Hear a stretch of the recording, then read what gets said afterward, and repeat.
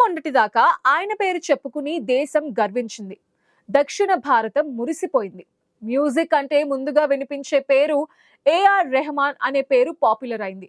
దిలీప్ కుమార్ మొదలై మతం మారి ఏఆర్ రెహమాన్ గా రూపాంతరం చెంది ఆస్కార్ వేదికపై ఎల్లప్పుడూ దేవుడికే కృతజ్ఞతలు అని చెప్పినప్పుడు భారతీయులందరి గుండెలు గర్వంతో ఉప్పొంగాయి. కానీ అదే రెహమాన్ ఈ రోజు పాతాళంలోకి పడిపోయాడు. కారణం, బీబీసీ టీవీలో ఓ పాకిస్తాన్ యాంకర్ చేసిన ఇంటర్వ్యూలో చేసిన వింత వాదనలో విక్టిమ్ కార్డ్ ప్రయోగాలు వికటించాయి. ఈ దేశం తనకు అపారమైన కీర్తిని, సంపదని, గౌరవాన్ని ఇచ్చింది. కానీ రెహమాన్ మాత్రం తనకు బాలీవుడ్ లో అవకాశాలు తగ్గటానికి తన మతమే కారణమంటూ అసంబద్ధమైన వాదనను తెరపైకి తీసుకొచ్చారు. కేంద్రంలో పవర్ షిఫ్ట్ అయిందని, గత 8 సంవత్సరాలుగా తన మతం కారణంగా తనను పక్కన పెడుతున్నారని ఆరోపించారు. ఆయన చేసిన ఈ కమెంట్స్ ఇప్పుడు దేశవ్యాప్తంగా ఆగ్రహానికి కారణమవుతున్నాయి. తానే మ్యూజిక్ అందించిన చావా సినిమా గురించి కూడా ఉల్టా సీది కమెంట్స్ చేశారు అల్లా రఖా రెహమాన్. నిజానికి ఇది తన చీప్ మెంటాలిటీని బయట పెట్టిందని అంటున్నారు పరిశీలకులు. బాలీవుడ్ లో లైట్ బాయ్ నుంచి టాప్ ప్రొడ్యూసర్ దాకా ఎవ్వరూ మతం ప్రాతిపదికన పనిచేయరు. దశాబ్దాలుగా ఖాన్ త్రయం ఆమిర్ ఖాన్, షారుఖ్ ఖాన్, సల్మాన్ ఖాన్లను ఈ దేశం నెత్తిన పెట్టుకుంది. వారి సినిమాలను ఆదరించింది. అలాంటిది కేవలం తన ఫెయిల్యూర్స్ ని కప్పిపుచ్చుకోవడానికి మతాన్ని అడ్డు పెట్టుకోవడం రెహమాన్ నైజాన్ని బయటపెట్టింది. తన వ్యాఖ్యలపై తీవ్ర వ్యతిరేకత రావడంతో క్షమించండి అంటూ ఒక వీడియోను రిలీజ్ చేశారు. కానీ ప్రజలెవరూ ఆయన కోసం బాధపడటం లేదు. ఈ లెజెండ్ ఇంత తక్కువగా ఆలోచించాడా అని ఏవగించుకుంటున్నారు. అసలు నువ్వు సారీ చెప్పాల్సిన పనే లేదు రెహమాన్, ఎందుకంటే నీ అంతరంగం ఏంటో నువ్వే స్వయంగా బయటపెట్టి మా కళ్ళు తెరిపించావంటూ సోషల్ మీడియాలో నెటిజన్స్ ఆడుకుంటున్నారు. ఒక కళాకారుడికి మతం రంగు పులమడం అనేది ఆ కళకే అవమానం. అది తెలిసిన రెహమాన్ ఇలాంటి వ్యాఖ్యలు చేయడం వెనుక ఏదో బలమైన రాజకీయ ఎజెండా ఉందన్న అనుమానాలు వ్యక్తమవుతున్నాయి. ఇన్నాళ్లు ఆయన దేవుళ్ళ ఆరాధించిన అభిమానులు ఇప్పుడు తన ఆలోచన ధోరణికి విస్తుపోతున్నారు. గతంలో రెహమాన్ పలుమార్లు తను మతం మార్చుకున్నాకే జీవితం మారిందని చెప్పుకున్నాడు. కానీ అసలు విషయం అది కాదు. ఆయన ప్రవర్తనే ఆయన పతనానికి దారితీసింది.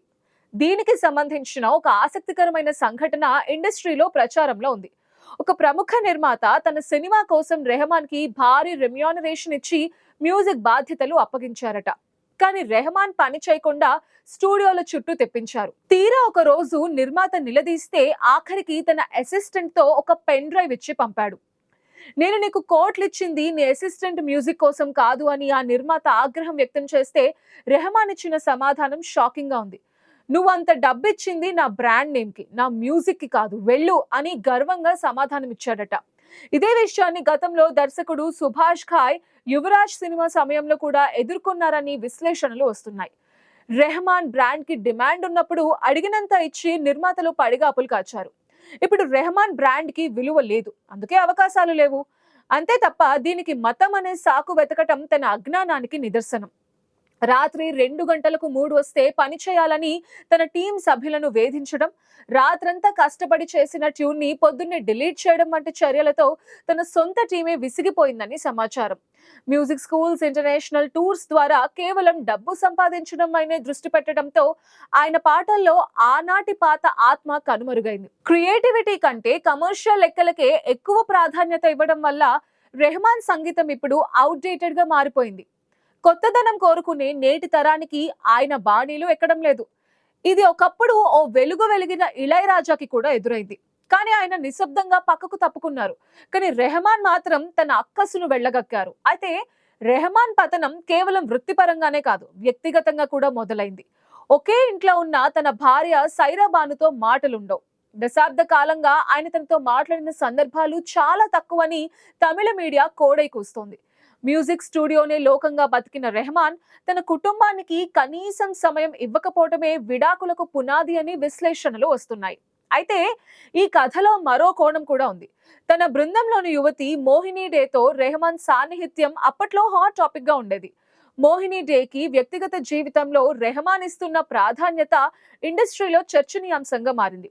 ఎప్పుడైతే మోహిని డే తన భర్తకు విడాకులు ఇచ్చిందో అదే టైంలో సైరా బాను కూడా రెహమాన్ నుంచి విడాకులు తీసుకుంటున్నట్టు ప్రకటించడం గురించి తమిళ సినీ వర్గాల్లో అనేక ప్రచారాలు కూడా ఉన్నాయి. ఈ ఇద్దరు ఒకే రోజు విడాకులు ప్రకటించడం వెనుక ఉన్న మర్మం ఏంటన్నది అందరికీ తెలిసిపోయింది. ఇన్నాళ్ళు ఈ మాస్ట్రోని ఆరాధించిన తమిళ ఇండస్ట్రీ, మీడియా కూడా ఇప్పుడు ఆయన ప్రవర్తనని చూసి ముక్కున వేలేసుకుంటున్నాయి. అనిరుద్ వంటి యంగ్ కంపోజర్స్ సంచలనాలు క్రియేట్ చేస్తుంటే రెహమాన్ మాత్రం తన ఈగోతో, అవుట్డేటెడ్ కంపోజిషన్స్ తో వెనుకబడిపోయాడు. తన టీం మెంబర్స్ అందరూ ఇస్లాంలో కలవాలనే నిబంధనలు విధిస్తారనే ఆరోపణలు కూడా ఆయన ప్రతిష్టను మరింతగా దిగజార్చాయి. సంగీత సామ్రాజ్యాన్ని ఏలిన వ్యక్తి ఇప్పుడు వ్యక్తిగత జీవితంలో ఇన్ని ఆరోపణలు ఎదుర్కోవటం ఆయన కెరియర్ కి పెద్ద మచ్చగా మారింది. దశాబ్దాల క్రితం ఉన్న రెహమాన్ పేరు ఇప్పుడు వివాదాలకు కేర్ ఆఫ్ అడ్రస్ గా మారిన ఈ వ్యక్తి వేరు అని సోషల్ మీడియాలో కమెంట్స్ వినిపిస్తున్నాయి. రెహమాన్ చేసిన అతి పెద్ద తప్పు దేశానికి వ్యతిరేకంగా మాట్లాడటం. భారత ప్రభుత్వం నుంచి ఎన్నో అత్యున్నత పురస్కారాలు పొందిన ఈ మ్యూజిషియన్ భారత్ కి వ్యతిరేకంగా కమెంట్స్ చేయటం దారుణం. తల్లి పాలు తాగి రొమ్ము గుద్దడం అంటే ఇదేనని ప్రజలు మండిపడుతున్నారు. తనకి ఆస్కార్ రావడం వెనుక కూడా అంతర్జాతీయంగా ఒబామా వంటి వారి అండదండలు ఉన్నాయన్న గుసగుసలు గతంలోనే వచ్చాయి.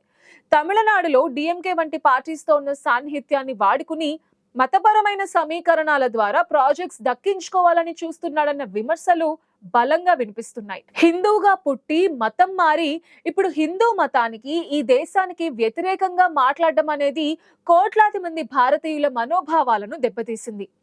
రెహమాన్ ఇప్పుడు ఎన్ని సంజాయిషీలు ఇచ్చుకున్నా, ఎన్ని సారీలు చెప్పినా దేశ ప్రజలు నమ్మే పరిస్థితిలో లేరు. అవకాశాలు తగ్గితే ప్రతిభను పెంచుకోవాలి, కానీ ఇలా మతాన్ని అడ్డుపెట్టుకుని విక్టిమ్ కార్డ్ ప్లే చేయడం అనేది ఒక మేధావి లక్షణం కాదు. ఆస్కార్ స్థాయి నుంచి అట్టడుగు స్థాయికి పడిపోయిన రెహమాన్ ప్రస్థానం ప్రతిభకు అహంకారం తోడైతే ఫలితం ఎలా ఉంటుందో చెప్పడానికి ఒక ఎగ్జాంపుల్ గా నిలిచిపోతుంది. తన సంగీతంతో ప్రపంచాన్ని ఊపేసిన మనిషి నేడు తన మాటలతో అదే ప్రపంచం ముందు దోషిగా నిలబడ్డం విచారకరం. నిజమైన కళాకారుడు ఎప్పుడూ తన మాతృదేశాన్ని గౌరవిస్తాడు, ధర్మం పాటిస్తాడు, కానీ తన స్వార్థాన్ని చూసుకోడు. ఒకవేళ తను రిటైర్ అవ్వాల్సి వస్తే మౌనంగా తప్పుకుని కొత్త వాళ్లకు అవకాశం ఇచ్చేలా చూడాలి. అంతేగాని ఓ కళాకారుడు, మ్యూజిక్ మాస్ట్రో ఇలాంటి వివాదాలలో ఇరుక్కోకూడదు. చరిత్రను చూస్తే ఎందరో మహానుభావులు వచ్చారు, వెళ్లారు, కానీ రెహమాన్ విషయంలో అది రివర్స్ అయింది. ఇన్నాళ్ళు సాధించిన కీర్తి, ప్రతిష్టలన్నీ ఒక్కసారిగా గాలిలో కలిసిపోయాయి.